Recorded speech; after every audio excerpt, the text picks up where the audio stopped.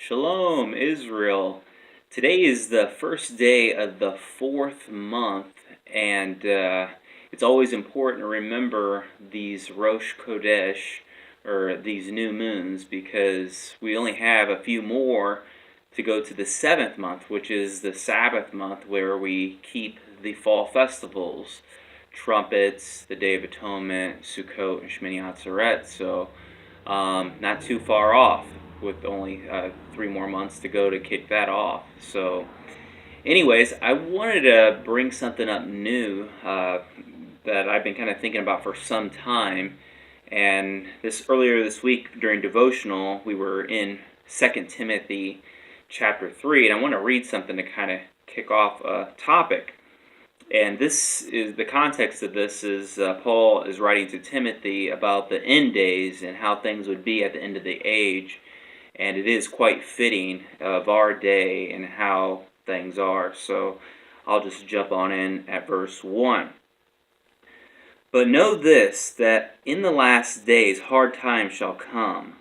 Men shall be lovers of self, lovers of money, boasters, proud, blasphemers, disobedient to parents, thankless, wrongdoers, unloving, unforgiving, slanderers, without self-control, fierce, haters of good, betrayers, reckless, puffed up, lovers of pleasure rather than lovers of Elohim, having a form of reverence but denying the power, and turn away from these. And in those first couple verses there, it kind of lists all this dirty laundry list of how people would be behaving in the end days, basically loving self and not really loving Elohim.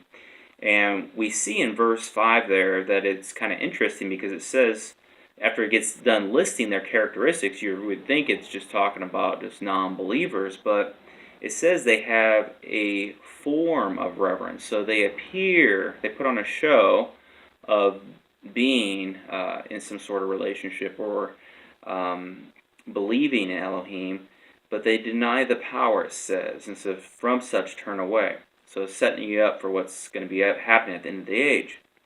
For among them are those who creep into households and captivate silly women loaded down with sins, led away by various lusts, always learning, but never able to come to the knowledge of the truth.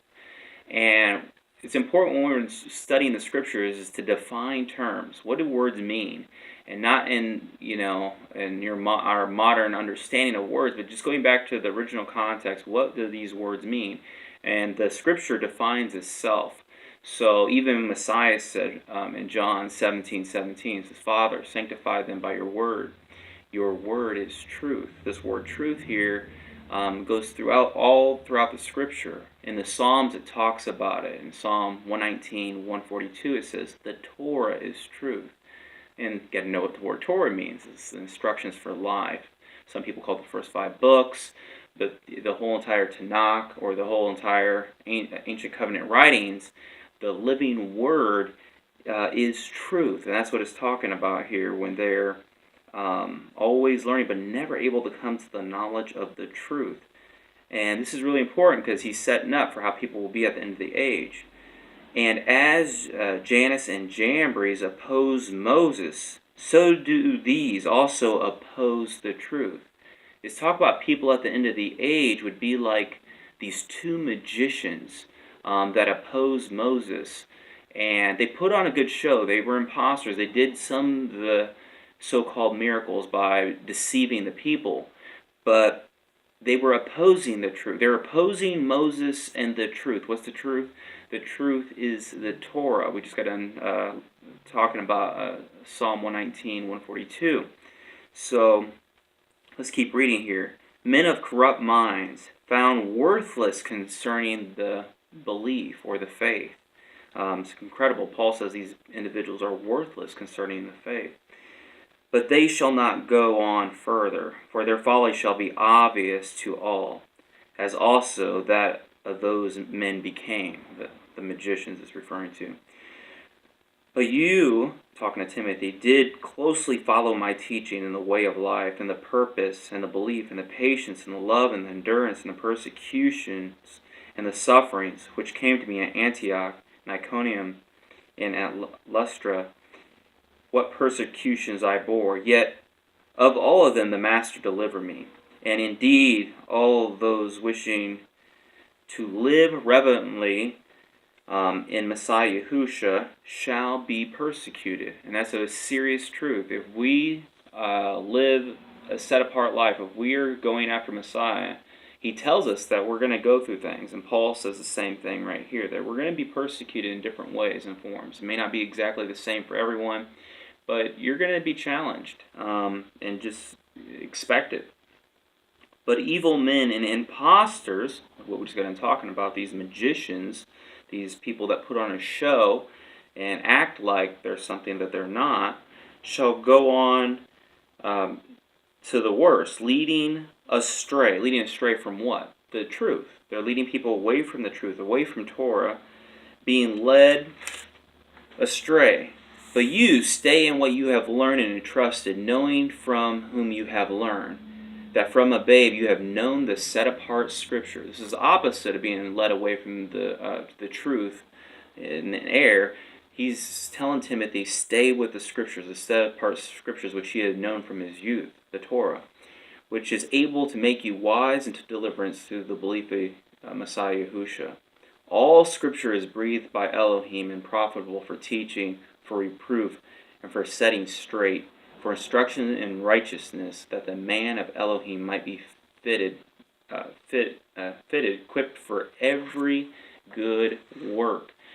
And really, Paul's warning Timothy, at the end of the age, there's going to be these impostors. There's going to be these Pharaoh's magicians that will be opposing the truth, opposing Moses and the truth. And he gives warning of that. And in the day that we're living, this is very common. And a lot of people have put on a show and basically have actually, ironically, have used Paul's writings, have twisted them to basically lead people away from the truth. And one of the books that's probably misunderstood greater than any other book, definitely controversial and definitely relevant to our day, is the book of Galatians. And a lot of people, whenever you bring up the topic of following Torah, they'll normally ask you, well, have you read the book of Galatians? Paul says, if you follow that, that Torah, you're going to be under bondage, or you're going to be under a curse. But is that really what he said? And what we're going to do, Yah willing, we're going to just kind of walk through the book of Galatians, starting at the very beginning, verse by verse, and we're just going to read it in context, try to get understanding of what the words mean and what Paul was actually doing, what his ministry was. And we're going to find something out very interesting, because Paul wrote against this, even right here in 2 Timothy 3, that there would be people at the end of the age that would turn people away from the truth. They would oppose Moses, and these magicians would lead people astray. So I'm looking forward to getting into this. I hope everyone has a great fourth month, and also a great Shabbat. Shabbat Shalom.